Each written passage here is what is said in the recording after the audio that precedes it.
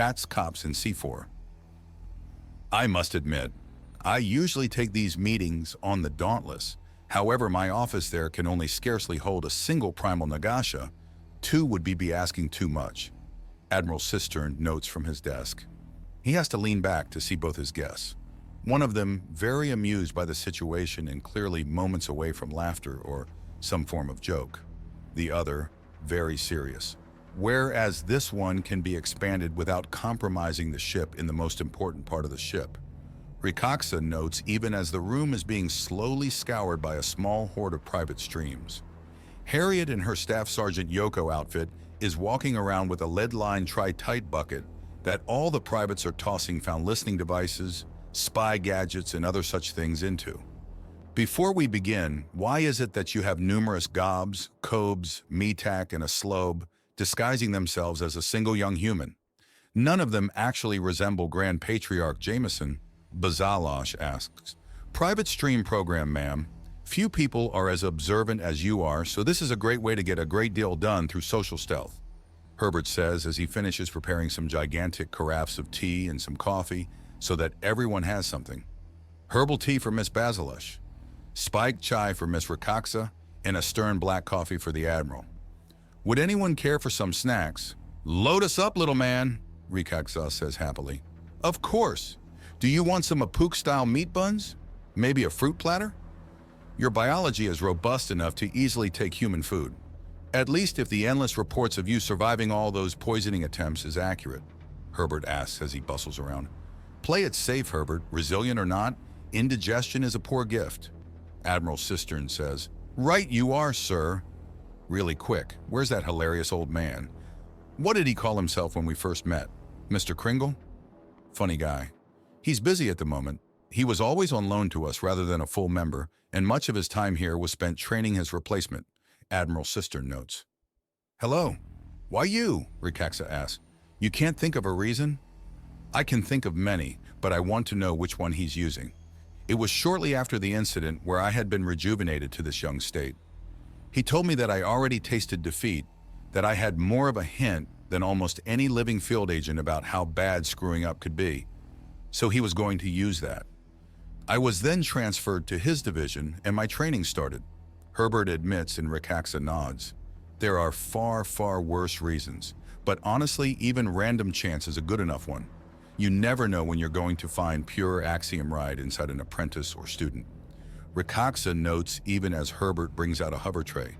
It has a selection of snacks and jumps with it to set it up to a level that she'll be able to easily eat from. You can find it easily if you're willing to place it there. Bazalosh notes even as Herbert offers her a similar platter. Thank you, Patriarch. You're welcome. Now then, ladies, I have set up this meeting this way due to the fact of the mutual interest or the effect that these Cognito hazards have placed on your family. In your case, Lady Bazalosh, the trial of Juliet Comet involves 2 that we are aware of, whereas Rikaxa's family have been affected by at least 3. It's going to take quite some time for those poor girls to come into their own after awakening. Clones always have an interesting life experience, Rikaxa states. Also, your daughter Jingao on Vuxa was either directly or indirectly affected by 2 others. Admiral Cistern says, taking a sip of his coffee. My people have been in the galaxy at large for just shy of a full calendar year now. We have found ourselves deep in the business of ancient beings and enormous powers. We have done well, but I have been very cautious about a singular threat that both of you are very... Wonderful pitch, please skip it, Rikaxa says, and Cistern pulls out a data slate and puts it into project mode. We've encountered half a dozen different Cognito hazards. As it's affected either your legal proceedings or your family, you deserve to know. The names of the victims and other personal details have been included to protect the innocent and maintain their safety. But the remainder of the details are here. All devices, barring those awaiting destruction after the trial, have been universally destroyed. This information and its copies are all that remains of them, except the damage they've caused, Bazalosh says as she pokes the first item on the list, and her eyes narrow at the readout of the persona nail. This is a more subtle and yet more brutal mindslayer. Yes, it is. It says here there were 5 in total. Breaker, Cutter, Flayer, Knife Top, and Shaker. Rikaxa says. About as subtle as, "Oh, wait, these are those girls you protected from that dark cabal holdover. How are they doing now that they've been denailed? The rumors about them and sightings cut off pretty abruptly. I'm afraid that will require a non-disclosure agreement." "Oh, no trust, little human. Legal requirements, we take our protective details seriously," Admiral Cistern states. "Oh, well, perhaps a bit of gossip then? Have any of them seduced their strong, virile, and energetic bodyguards?" Rikaxa, "Oh, relax. Again, I must insist on the non-disclosure agreement if you want to know," Admiral Cistern says. "Oh, fine, I'll sign, but until that form arrives. What about the others? You said that some of these affected my family, but Jingai has only told me about one of them, the recent one. Ah, yes, the hate engines. Weapons of war from a criminal family that have a terrifying scorched earth superweapon. However, the one she failed to mention was another descendant of the Dark Cabal, this one in particular inspired by them. They used a series of Kutha piercings that have long been melted down and repurposed as farming implements to attack and enslave a large portion of an Erumenta colony. Admiral Cistern explains as he pokes the part of the hologram to bring it up. Ah yes, the self-taught annihilation adept. A few more centuries of his current pace and he might actually become an appropriately potent adept. He can teleport himself in entire satellites with a range measured in light minutes, approaching 2 light hours of range. Very nice. A few centuries of practice and he'll be able to act like a proper hermit, going from world to world without the use of a ship. Rikaxa states while examining the nails of her upper left hand before taking a sip. Terrifying implications aside, Franklin Smith, the adept in question, was instrumental to dislodging the threat in issue as he stood out like a flare to the enemy sensors, and they sent the Erumenta to him in hopes to enslave him as well. He proceeded to free every single Erumenta, downright making a game out of it, and then went on the offense. Things did get interesting when the ringleader of the organization attacked using prosthetics to try and emulate a primal, and was promptly defeated and fitted with an explosive to ensure cooperation. She then teleported away and set it off by accident before they could properly explain this to her. Was it deliberate on the part of the soldiers? Basilash asked sharply. It was intended as a way to induce compliance of a deadly enemy while under direct assault. She then escaped and accidentally set it off, killing herself and her fellows. Basilash considers. Then it was revealed she was using some strange mind upload system and a series of clones to resurrect herself, and she used what we later learned was called the Mad World technique. She was that powerful? Rikaxa asked. She had primed the entire spaceship she was on to help her with it. Oh, that's where the huge number of Erumenta medical tech and Kutha that Jingai mentioned came from. She's a little, well, you all understand what Jingai means. Well-meaning at their own pace, Admiral Cistern says diplomatically. Yes, Basilash says before that subject can continue. Still, unless you stop it early, Mad World is hard to handle. How did they deal with it? Smith distracted the adept and kept her focus on him as the others changed the rules, then kept shifting things until they could get at the heart of the totem powering her madness. When they shut it down, he was ready with a disruption needle, Admiral Cistern states. And the refugees? Basilash asks. Most returned home to their colonies. Some decided to settle on Vuxa. Admiral Cistern says before there's a slight smirk. One of the younger ones was even adopted by one of my men. And the criminals? Basilash continues. The vast majority fought to the death. The few that did not have been captured and have been sentenced for their crimes. Good. What's a pale? Oh dear goodness. Someone's been messing with clones in all the wrong ways. Rikaxa notes as she pokes the next entry. Yes, that is exactly what they are. Mutilated clones with mental effects on a global scale when enough of them are properly distributed. I think we've seen enough. I understand what the hate engine is. Mother Massacre is a problem that shows up periodically. An old and now very fragmented lineage of criminals have used her and she is a blight upon the galaxy, Basilash states. The rest I am familiar with due to the trial. Same here, mate. But I do have a bit of info, Rikaxa teases, looking at Basilash. Which would be? Is this about how it affects humans differently? Admiral Cistern asks and Rikaxa points at him. Different how? Basilash asked. For starters, it causes physical damage, inducing heavy bleeding from the nose. Herbert says as he walks up to refill drinks. Secondly, it forces you into a hallucination that's born of your own subconscious fears. We have 10 humans on that world. Each one had a unique nightmare. Really, likely tied into how your brains are physically different from the rest of the galaxy. Priority goes into the more necessary parts for life, which means the subconscious would be very clearly affected. Basilash considers out loud. Precisely. So these 6 are your mind control issues, Basilash notes. 6 in less than a year following one introduced us to you, Lady Rikaxa. I need to know for the safety of my people, for the safety of the people around us. How do we stop these things from hurting us and ours? Ah, that's where we're going. What about that mention of meeting Emmanuel the Earthany Primal and getting to see Isurus and our formerly lost little sister? You're not related to her, Herbert says in a confused tone. Primals are the smallest stable demographic in the galaxy. In that way, we're all family.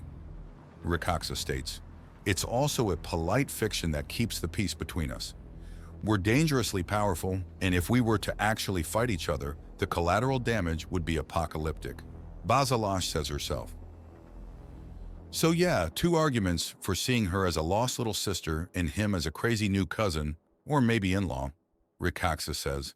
In-law would be best, otherwise there may be incestuous tones to the relationship. Basilash remarks, and Rikaxa snorts in amusement. Honestly, with how rumors around us start so quickly, we need to get ahead of it. Oh, come on, it's funny. It's led to violent religious schisms in the past, Basilash replies. You're still annoyed about the rumor that you were the man that Jaltraki's mother raped, aren't you? Rikaxa asks and gets no answer.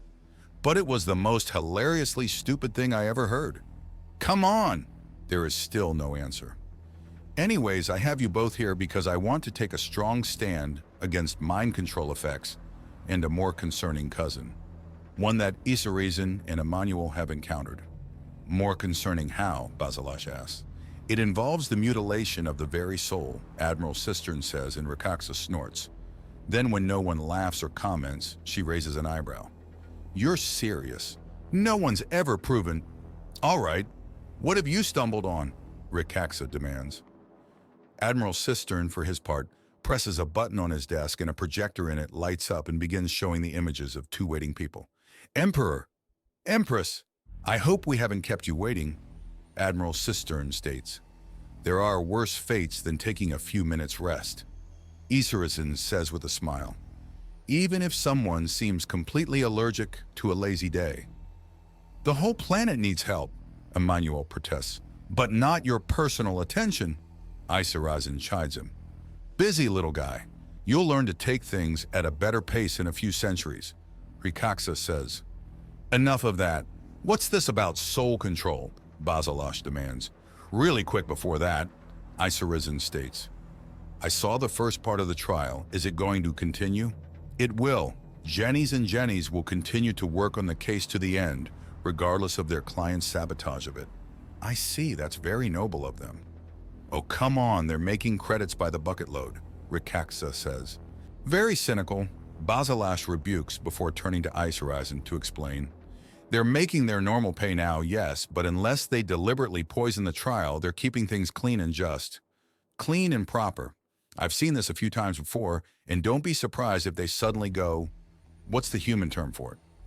Pro bono? Legal work, not for profit, but for the public good, such as finishing a trial because it's right and not because you believe in it or are paid, but specifically so that you can make sure a proper outcome is reached.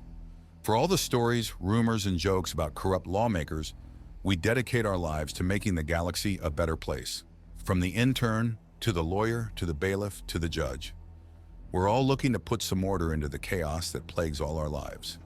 And how many truly corrupt and stifling laws were born of pro bono public work, Rikaxa asks. You can't know the future, only do the best you can with what you do know, Basilash sends back. Very true. A lot of what I did had good results, but it was mostly momentum for lack of a proper plan, Emmanuel says. It was still quite the show, Isurus says. How long were you watching me?